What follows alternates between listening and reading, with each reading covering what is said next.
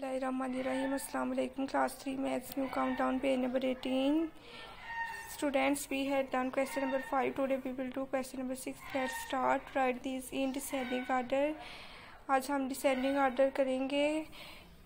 पहले हमने ascending order किया तो असेंडिंग ऑर्डर में हमारे पास न्यूमरेटर सेम थे और डिनोमिनेटर डिफरेंट थे। सेम ऐसे ही डिसेंडिंग ऑर्डर में भी न्यूमरेटर सेम है और डिनोमिनेटर डिफरेंट है। असेंडिंग ऑर्डर में हमने सबसे पहले बड़ा डिनोमिनेटर लिखा था, फिर उससे छोटा और फिर उससे छोटा।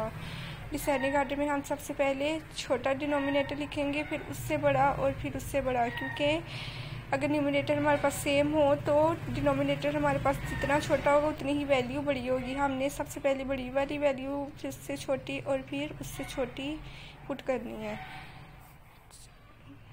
ए पार्ट देखें, 1/4, 1/3, 1/10। इनमें सबसे पहले हम लिखेंगे सबसे छोटा डिनोमिनेटर। सबसे छोटा डिनोमिनेटर कौन सा है?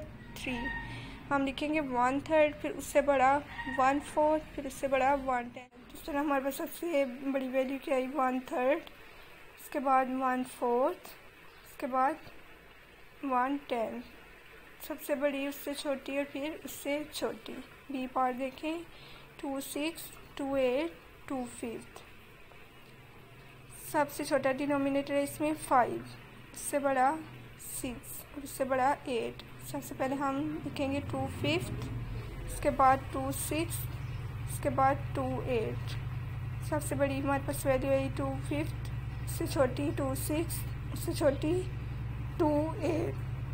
क्योंकि डिनोमिनेटर जितना बड़ा होता जाएगा उतनी इसकी वैल्यू छोटी होती जाएगी।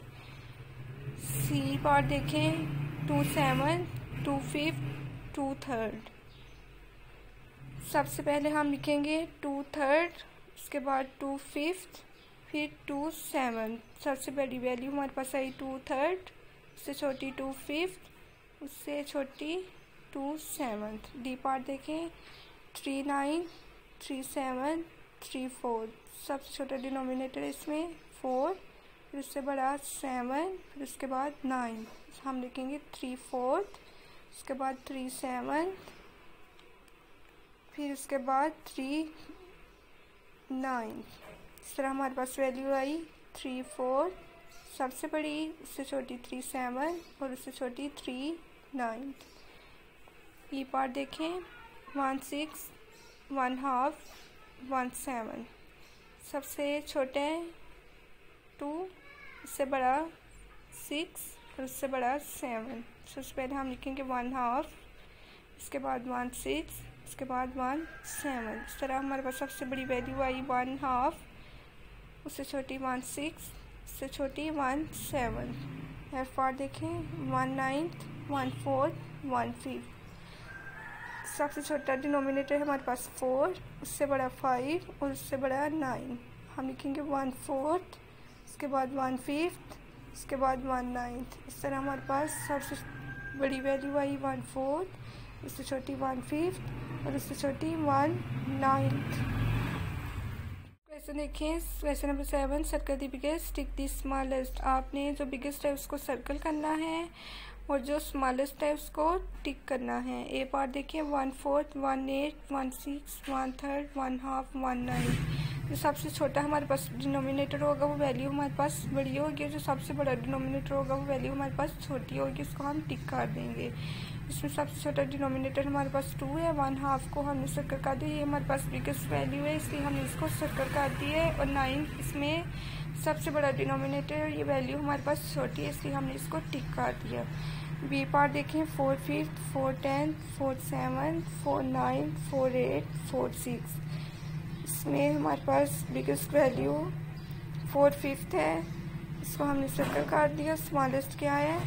4 10, इसको हमने टिक कर दिया। सी पार्ट देखें, 2 5, 2 3, 2 8, 2 9, 2 4, 2 10।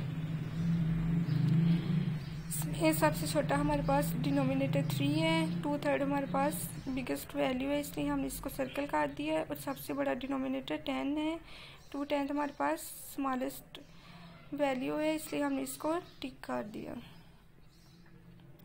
डी पार्ट देखें, 2 7, 2 9, 2 3, 2 8, 2 5, 2 6।